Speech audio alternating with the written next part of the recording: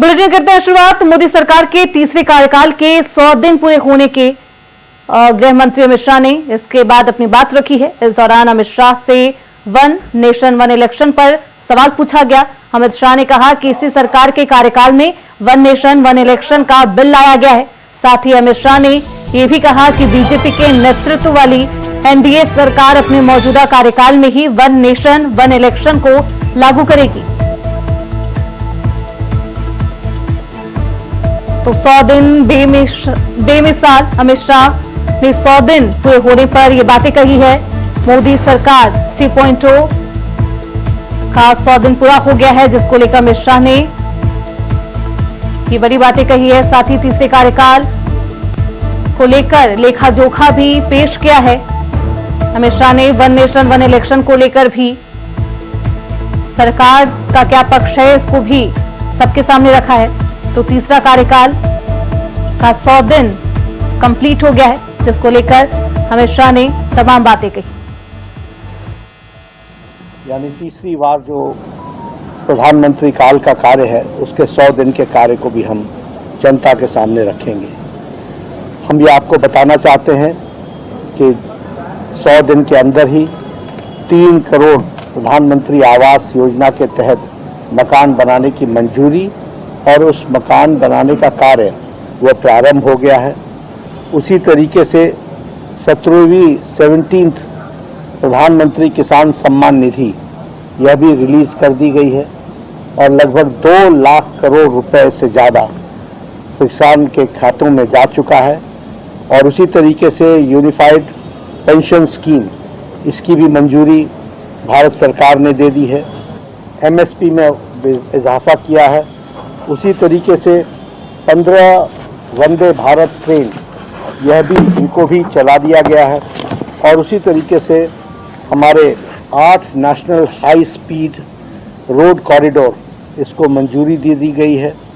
8 नए railway line, broad gauge line, fast moving line, इसको भी मंजूरी दे दी गई है। आज मैं बहुत फख्र के साथ कह सकता हूं कि भारत पूरी दुनिया में उत्पादन का सबसे चहेता केंद्र बन चुका है और ये वास्तविकता है। हमारी डिजिटल इंडिया की योजना को दुनिया के कई देश समझना भी चाहते हैं, स्वीकारना भी चाहते हैं और उसको अपने विकास का आधार भी बनाना चाहते हैं। इकोनॉमी के 13 पैरामीटर्स में, चाहे बैंकिंग हो, चाहे मुद्रास्फीति हो, चाहे विकास दर हो, हर पैरामीटर में हमने डिसिप्लिन लाई है और प्रगति भी की है। अंतरिक्ष के क्षेत्र में आज सभी लोग भारत का अंतरिक्ष के क्षेत्र में भविष्य उज्जवल है, इसको एक्नोलेज करते। 10 वर्ष में आजादी के बाद पहली बार दुनिया ने रीढ़ की हड्डी वाली विदेश नीति को देखने का मौका मिला है। भारत की विदेश नीति में मेरे जैसे कई लोगों को रीढ़ की हड्डी दिखाई नहीं पड़ती थी। अब भारत की विदेश नीति में रीढ़ की हड्डी दिखाई पड़ती है।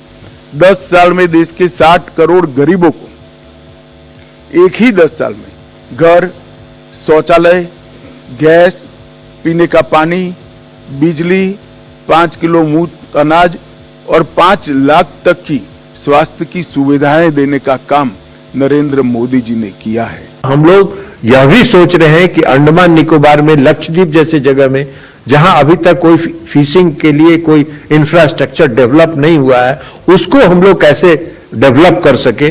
तो ये डेवलपमेंट का काम हम लोग उस सेक्टर में कर रहे हैं। तो ये हमने आपको बताया फिशिंग सेक्टर के बारे में। अब हम आपको बताना चाहते हैं पशुपालन के क्षेत्र में।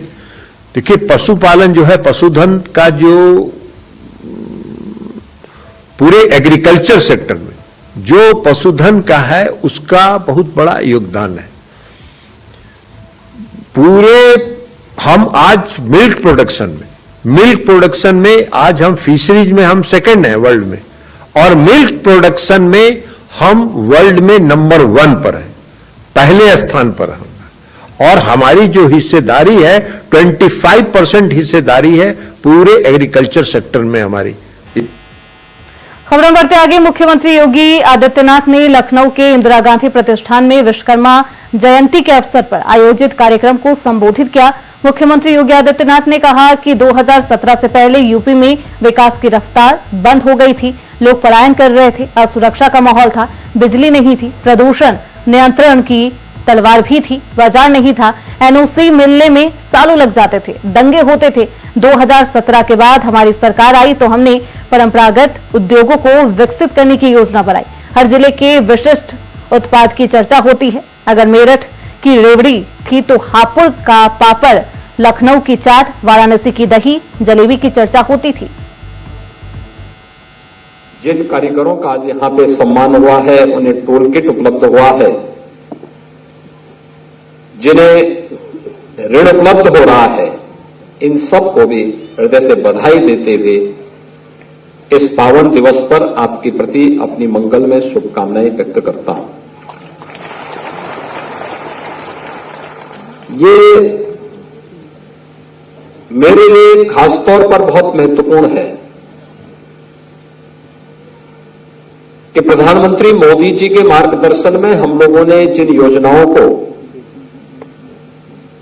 2018 में 2019 में प्रारंभ किया, वे योजनाएं आज देश के अंदर एक लोकप्रिय योजना न केवल बनी है बल्कि लाखों लोगों के लिए रोजगार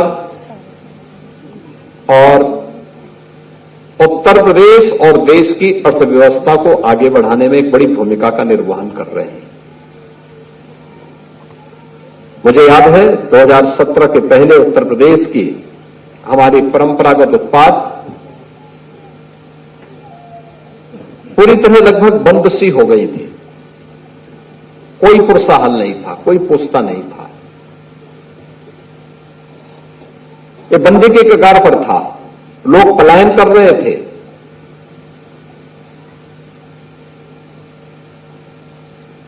उनके सामने विकट संकट था और जब स्वयं कारीगर और हस्तशिल्पी ही संकट में हो तो रोजगार का सृजन होगा कहां से।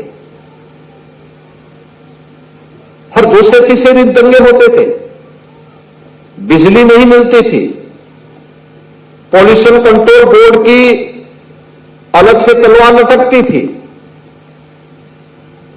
एनओसी मिलने में वर्षों वर्षों लग जाते थे, बाजार नहीं था। उन स्थितियों में उनके सामने पलायन के सिवाय को दूसरा चारा नहीं था। लेकिन जब मार्च 17 में हमारी सरकार बनी तो हम लोगों ने तय किया कि नहीं, परंपरागत उद्यम को प्रोत्साहित करना है। और इसके लिए हम लोगों ने उस समय एक कमेटी गठित की कि भाई देखो परंपरागत उद्यम क्या क्या है। हम लोग बचपन में सुनते थे अलग अलग जनपद की अलग अलग उत्पाद के बारे में, दोनों प्रकार के थे। मुरादाबाद का ब्रॉस का पीतल का कार्य,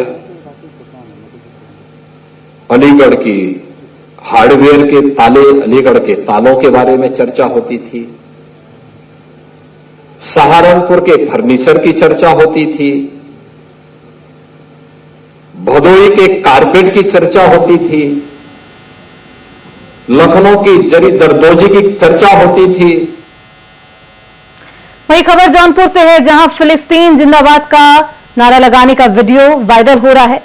बड़ाव फात के जुलूस में फिलिस्तीन जिंदाबाद के नारे लगे, बाइक सवार युवकों ने जिंदाबाद के नारे लगाए, जिसका वीडियो भी वायरल हुआ। वहीं पुलिस ने मामले का संज्ञान लिया है और जांच पड़ताल शुरू कर दी है।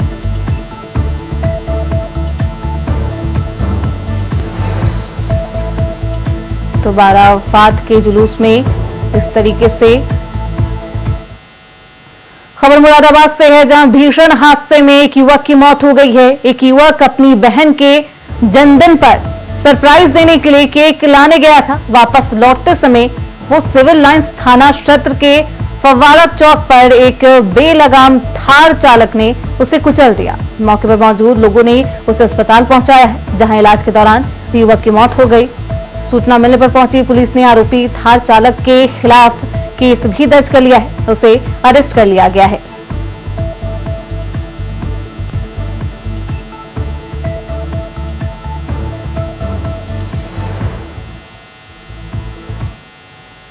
खबरों बढ़ते आगे। बहराइच के मीही पुरवा तहसील क्षेत्र से होकर बहने वाली घाघरा नदी उफान पर है। भीषण बाढ़ से तहसील क्षेत्र में भारी तबाही का मंजर है। बहराइच के कई गांव इस वक्त बाढ़ की चपेट में हैं। बाढ़ प्रभावित गांव के ज्यादातर घरों में बाढ़ का पानी भर गया है। बाढ़ ने जहां प्रभावित गांवों के हजारों परिवारों के सामने भोजन पानी की भीषण समस्या पैदा कर दी है, वहीं गांव के मवेशियों की जान पर बनाई है। बाढ़ प्रभावित क्षेत्र में राहत और बचाव कार्य के लिए तहसील प्रशासन और विकास विभाग की टीम के साथ पशुपालन विभाग भी सक्रिय भूमिका निभाता हुआ नजर आ रहा है। बाढ़ प्रभावित क्षेत्रों में एसडीएम राहत कार्य में लगे हुए हैं। रुकेंगे छोटे से ब्रेक के लिए, फौरन लौटेंगे। ब्रेक के बाद एक बार फिर से आप सभी का स्वागत है। खबरों बढ़ते आगे। प्रधानमंत्री मोदी का आज 17 सितंबर को जन्मदिन है। पीएम मोदी आज 74 साल के हो गए हैं। इस अवसर पर तमाम राजनीतिक दलों के नेता प्रधानमंत्री को जन्मदिन की शुभकामनाएं दे रहे हैं। बहुजन समाज पार्टी के अध्यक्ष मायावती ने भी पीएम मोदी को जन्मदिन की बधाई दी है।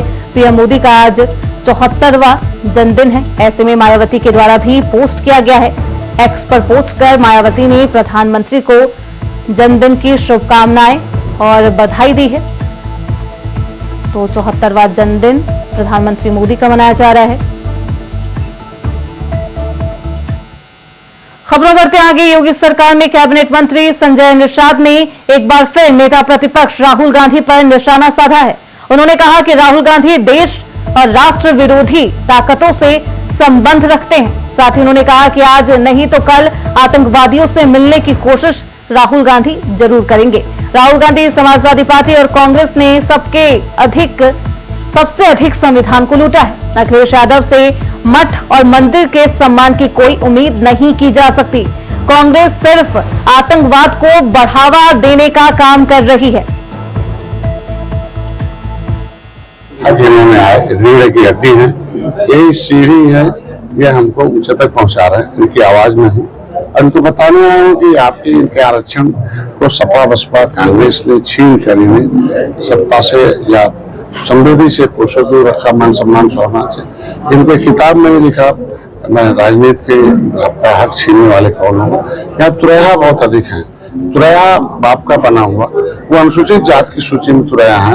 जब संविधान में लिखा हुआ कि जो व्यक्ति अनुसूचित जात में है उसे पिछड़ी कहीं भी इधर उधर करने के लिए संविधान में संशोधन की जरूरत है। तो बिना संविधान में संशोधन के तुरैया को पिछड़ी में डाल के इनके हिस्से को लूटने का काम किया पिछली सरकारों ने।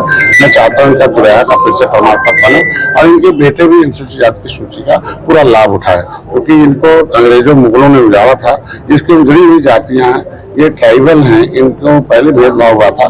तो संविधान में अगर हक सबको मिल रहा है तो मिलेगा। भारतीय जनता पार्टी ने पहल किया कि मझवार जो है अनुसूचित जात का हकदार है। उसी तरीके संविधान में गिनती उनकी तुरैया की वो 70 लाख थी और सपा बसपा ने उन्हें पिछड़े में डाल के इनको 7,000 कर दिया। वहीं मथुरा के सदर बाजार के टैंक चौराहे पर पुलिस और बदमाश के बीच मुठभेड़ हो गई। बदमाश बदायूं में कार्यरत कांस्टेबल को गोली मारने का आरोपी है। 7 सितंबर की रात बदायूं में कार्यरत सिपाही को शातिर बदमाश ने गोली मार दी थी। मुठभेड़ के दौरान आरोपी बदमाश घायल हो गया है, जिसके बाद से तमंचा, खोखा, कारतूस और मोटरसाइकिल बरामद की गई है।